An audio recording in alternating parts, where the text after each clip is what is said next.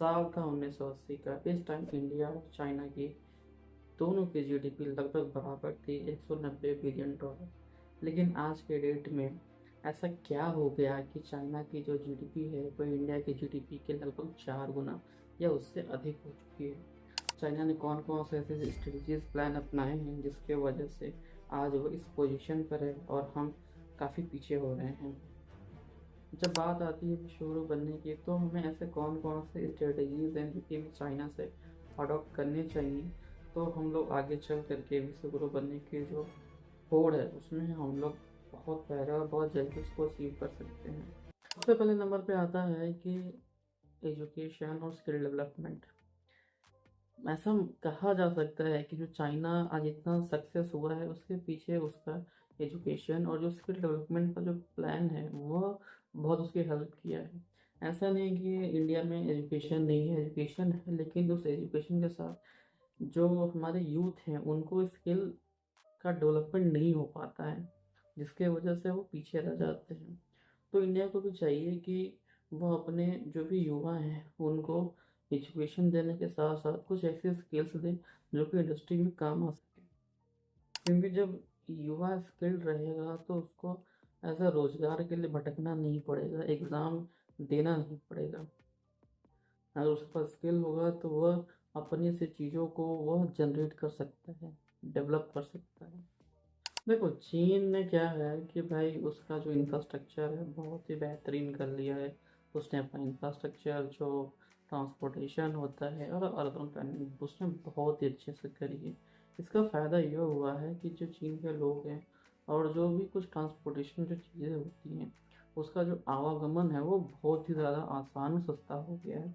तो इंडिया को भी चाहिए कि वह world class highway, super fast train जैसे कि बुलेट ट्रेन और वगैरह वगैरह, उन सब चीज़ों पर भी वो ध्यान दे, उन सब चीज़ों को भी वो अडॉप्ट करे, जिससे कि जो ट्रांसपोर्टेशन है वो बहुत ही ज़्यादा आसान हो सके, सस्ता हो सके। और ऐसा माना जाता है कि जो ट्रांसपोर्टेशन है या जो बेहतर इंफ्रास्ट्रक्चर है वह बिजनेस का एक बैकबोन होता है। देखो तीसरे नंबर पे आता है टेक्नोलॉजी और इनोवेशन। चाइना सिर्फ दूसरों का कॉपी ही नहीं करता बल्कि अपने से भी बहुत सी चीज़ों को प्रोड्यूस करता है, बहुत सी चीज़ों को जनरेट करता है। जैसे कि 5G, AI, रोबोटिक्स और रिन्यूएबल एनर्जी। इंडिया के पास ही ऐसे बहुत सारे जीनियस माइंड्स हैं, लेकिन इंडिया में वैसी फैकल्टी न होने की वजह से बहुत सारे लोग फॉरेन में चले जाते हैं अपना सर्विस देने के लिए। तो इंडिया को भी चाहिए कि वो अपने टेक्नोलॉजी पे, इनोवेशंस पे बहुत ज़्यादा पैसा खर्च करे। जो R&D होता है उस पे जो इन्वेस्टमेंट है उसको थोड़ा सा और इन्हेंस करे, जिससे कि जो इंडिया के लोग हैं वो थोड़ा सा स्किल हो पाएँ और जो उनके अंदर जो क्यूरियोसिटी है या जो उनके पास जो माइंड है उसका यूज करके वह चीज़ों को प्रोड्यूस कर पाएँ और इंडिया को बेहतर से बेहतरीन बना सके। अब देखो यहाँ तक तो ठीक है, लेकिन जो चौथा पॉइंट है मुझे ऐसा लगता है कि वो सबसे ज़्यादा इम्पोर्टेंट पॉइंट है। देखो चाइना को दुनिया का कारखाना कहते हैं, यानी कि फैक्ट्री ऑफ द वर्ल्ड। क्योंकि वहाँ पे लेबर इतनी ज़्यादा सस्ती है कि वहाँ पे जितने ज़्यादा लोग हैं वो मोस्ट ऑफ द लोग मैन्युफैक्चरिंग सेंटर्स में काम करते हैं। और इससे क्या होता है कि चाइना को बहुत ही चीप लेबर मिल जाता है और उनका जो प्रोडक्शन है बहुत ज़्यादा और बहुत ही कम पैसे में होता है। जो चाइना है वो चीज़ों का मास प्रोडक्शन करता है और दुनिया में लगभग हर एक देश में उसने कब्जा करके रखा हुआ है, क्योंकि वो चीज़ों को इतने कम दाम में बनाता है जिसकी वजह से कोई भी जो देश है उसके चीज़ों को आसानी से बहुत ही कम दाम में खरीद सकता है। ठीक है, तो इंडिया को भी चाहिए कि वह अपने देश में अधिक से अधिक जो फैक्ट्री है उसको लगवाए। इससे क्या होगा कि जो इंडिया के जो यूथ है उनको रोजगार तो मिलेगा ही मिलेगा, लेकिन साथ ही इंडिया को विश्व गुरु बनने में बहुत ज़्यादा हेल्प कर पाएंगे।